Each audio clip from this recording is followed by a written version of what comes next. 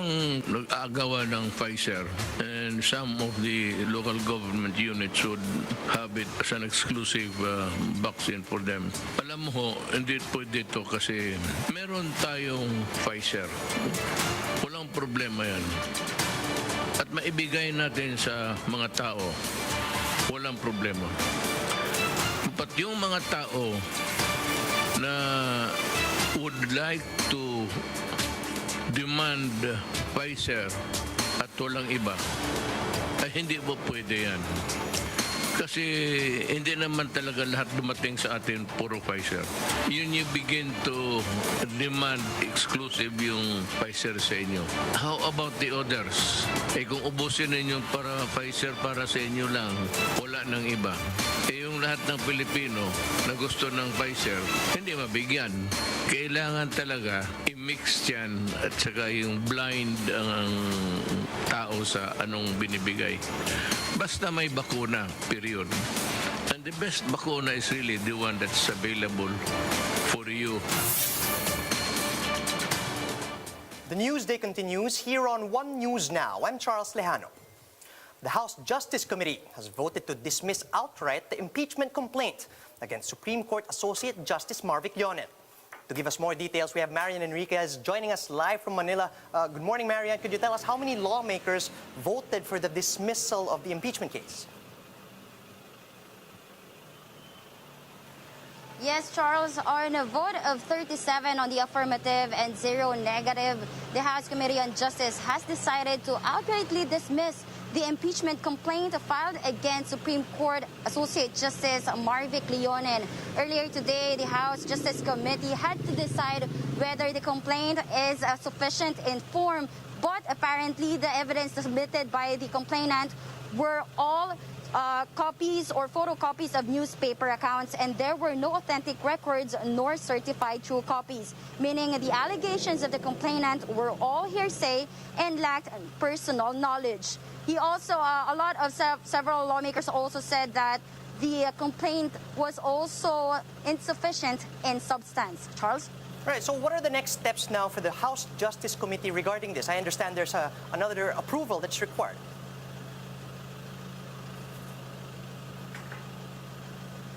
Charles, the House Committee on Justice has 3 days to return the complaint back to the Secretary General.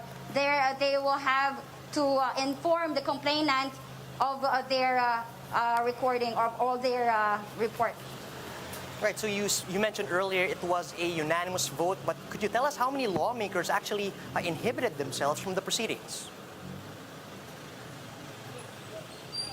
Yes, there were 2 lawmakers who inhibited from the proceedings, Charles, one of whom is Agusan del Norte Representative Lawrence Fortun.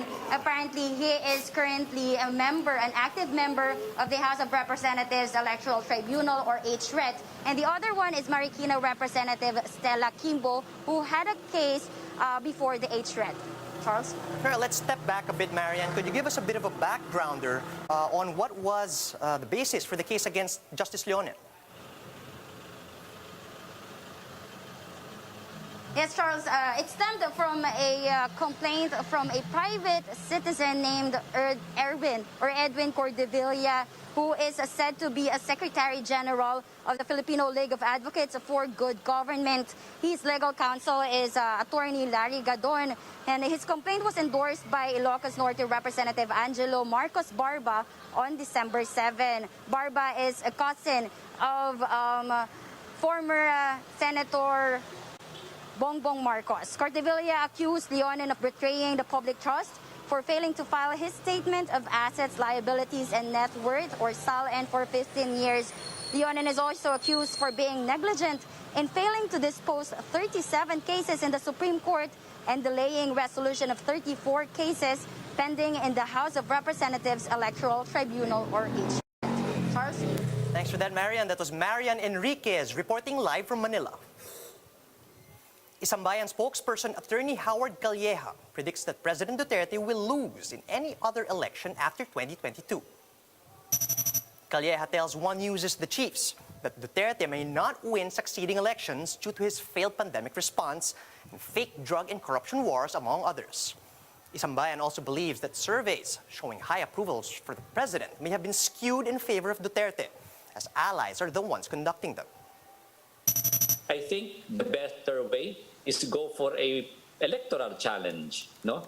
And I don't see him with his failure in pandemic response, with his fake drug war, with his fake corruption war, with his traitorous act in the West Philippine Sea.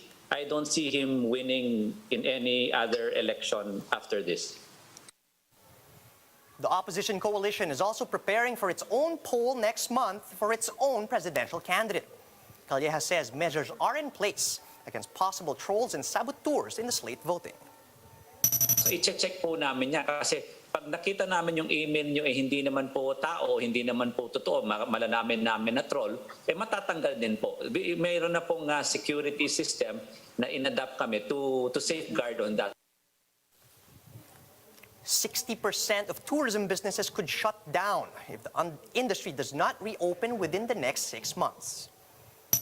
That's according to Tourism Congress of the Philippines President, Jose Clemente III, in an interview with Agenda. Clemente revealed that some businesses have been temporarily closed due to zero revenues since the start of the pandemic in March 2020. He lamented that if this goes on, then more than half of the industry players could be forced to shut down operations permanently. We really cannot, we probably will not survive another 6 months na walang movement talaga na to really make an effort to at least partially reopen or start at least domestic or accept fully vaccinated tourists. That's too long. But another few months, another 6 months, baka hindi nakakayanin. Not unless there's intervention, further intervention from the government to really subsidize the industry or to give us additional financing na hindi mabigat. But aside from that, we really have to get it going one way or the other. The chairman of the Senate Committee on Basic Education is pushing for the resumption of face-to-face classes by August or September. On One News's agenda, Senator Gatchalian said he wants physical classes to resume, but only in low-risk areas or those with zero COVID-19 cases. The senator explained he's not confident that students were able to learn enough through pure distance learning over the past year. He says an assessment activity must be done to find out whether distance learning is actually effective. Gatchalian also urged teachers to get themselves vaccinated in preparation for possible resumption of face-to-face classes. If we follow the traditional assessment activity, I don't think our children will even pass or qualify to our expectations. So in other words, I'm really hoping that by August we will go back to face-to-face. One thing that we learned from this virus is quite unpredictable, and we go back to the issue of vaccination. I'm appealing to our teachers to go out and get vaccinated.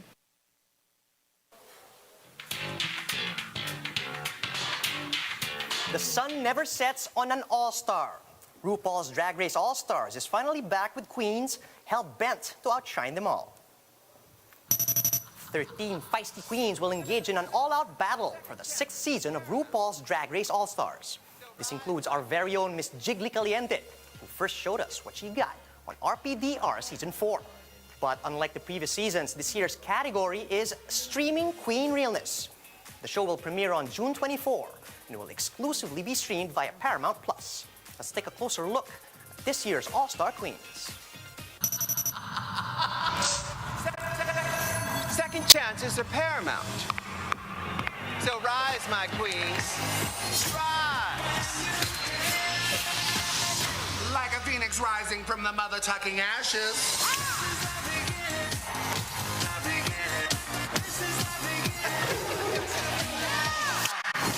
It's a brand new day. A brand new game.